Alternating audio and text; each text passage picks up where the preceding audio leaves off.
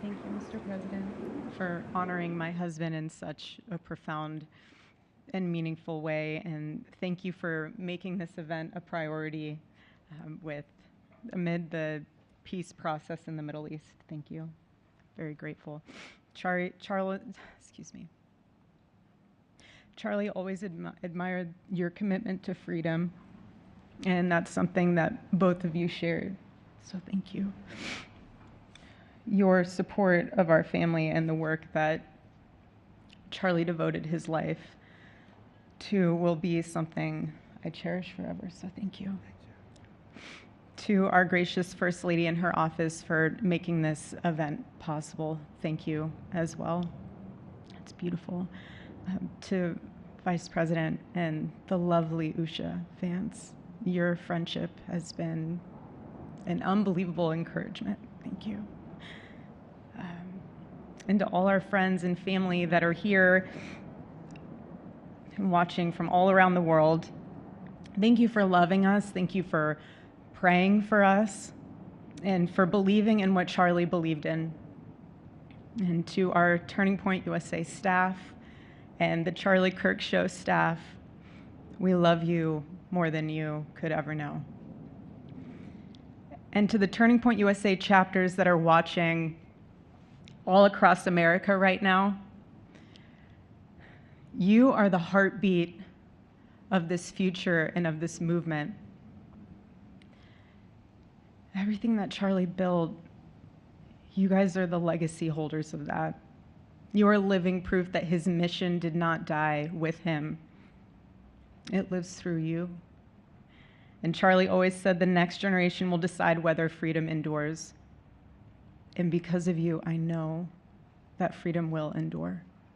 It will. And today we're gathered not only to celebrate Charlie's birthday, but to honor a truth that he gave his entire life to defend, and that's freedom. The very existence of the Presidential Medal of Freedom reminds us that the national interest of the United States has always been freedom. Our founders etched it into the preamble of our Constitution, and those words are not relics on parchment. They are a living covenant. The blessings of liberty are not man's invention, they are God's endowment. Charlie lived for those blessings, not as abstract words, but as sacred promises. He used to love to journal about this topic all the time, and with such a heart postured of gratitude. And he believed that liberty was both a right and a responsibility. And he used to say, freedom is the ability to do what is right without fear. And that's how he lived. He was free from fear. He was free from compromise, free from anything that could enslave his soul. His name, Charles, literally means free man. And that's exactly who my husband was. He was a free man. And from the time I met him, sitting across from him, being interviewed on politics and philosophy and theology, anything that Charlie loved, any topic he loved, and I just saw the fire in his soul, and there was this divine restlessness within him that came from knowing God placed him on this earth to protect something very, very sacred for all of us. And he never stopped fighting for people to experience freedom. He didn't. Charlie often said that without God, freedom becomes chaos. And he believed liberty could only survive when anchored to truth. And I remember in one of his speeches, he told the audience that the opposite of liberty isn't law. He said it's captivity. And that the freest people in the world are those whose hearts belong to Christ. But what's so powerful is that Charlie had the ability to communicate so brilliantly across all generations. And he reminded us that in a world that tells us freedom is doing whatever you want to do, the real freedom is the power to live freely and to do what is right. And in one of his journal entries, he wrote that he wanted everyone to know that you can't have liberty without moral responsibility. Freedom divorced from faith eventually just destroys itself. And what's so fascinating about all of this is looking back these past 12 years of Turning Point USA and his mission, there's almost this veil of sacredness. Because what I realize is that while he was building an organization, he was also building a movement, one that called people back to God, back to truth, and a movement that was filled with courage.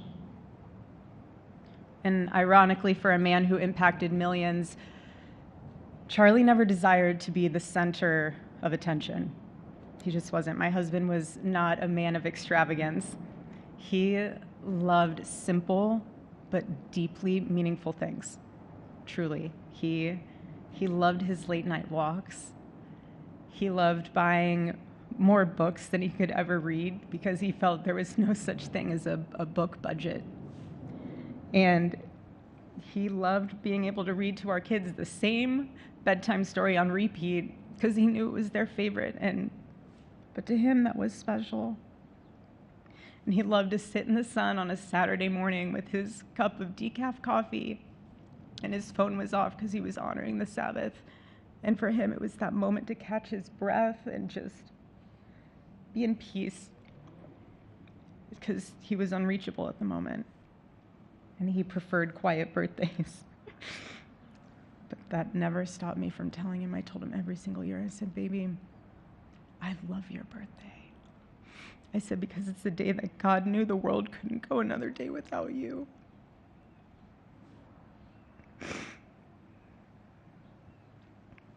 And so the rhythm of our usual birthday celebration for him was mint ice cream, mint chocolate chip ice cream. He only had it twice a year, on his birthday and 4th of July. It's just, and then after that, it was back to work as usual. But last year, his one birthday wish was to see the Oregon Ducks play the Ohio State. And they won. Oregon won that night.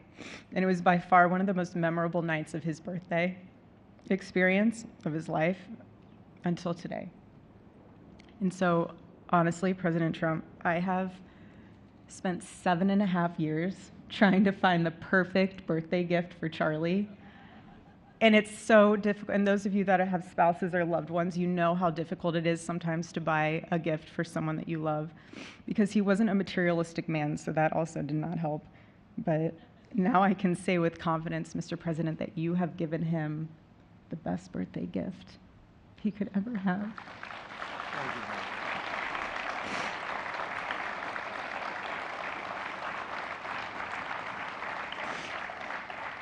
It's such an honor and the recognition of a life lived for defending freedom. And that's what Charlie fought for until his last breath.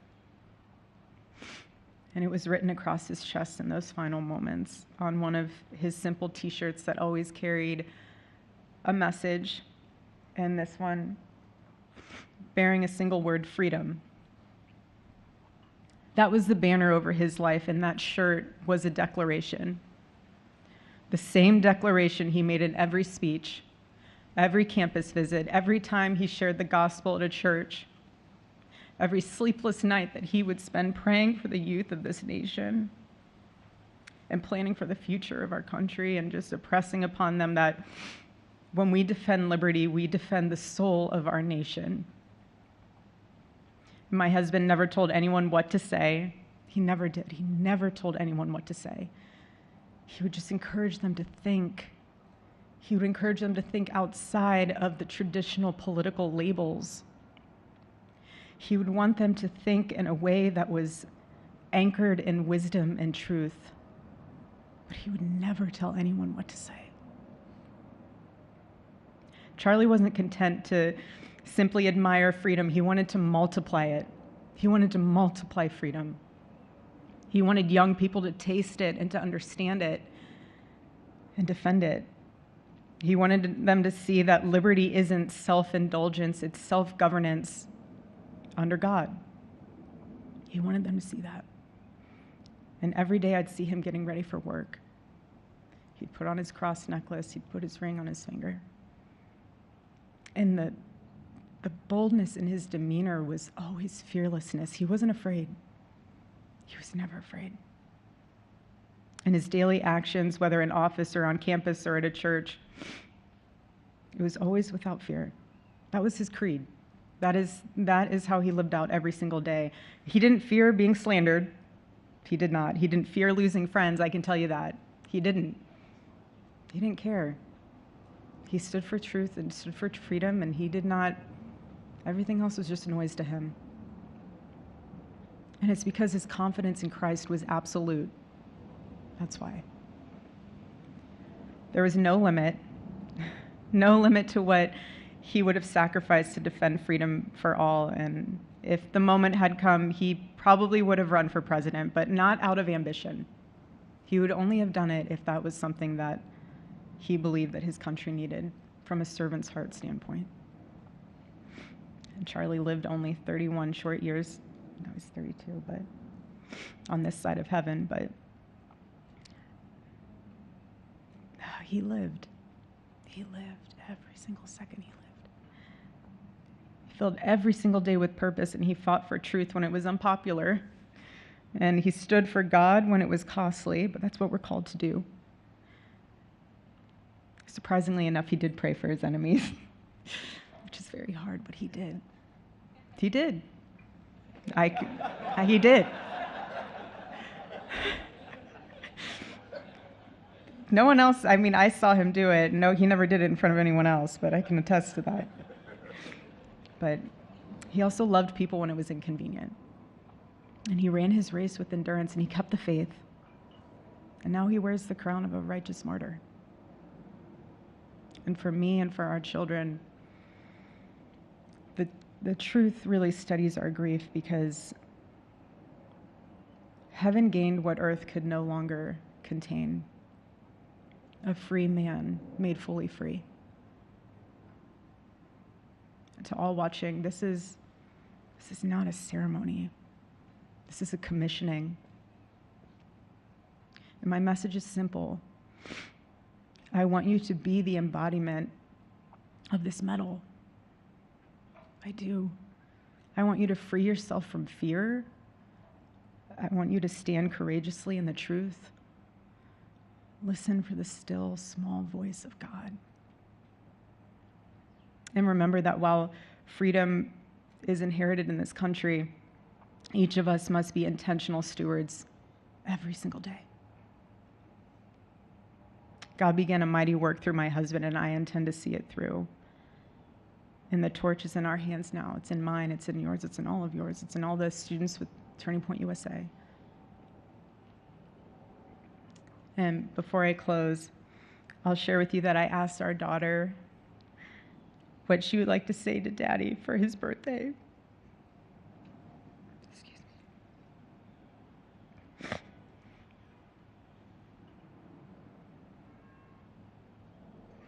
She said, "Happy birthday, Daddy. I want to give you a stuffed animal.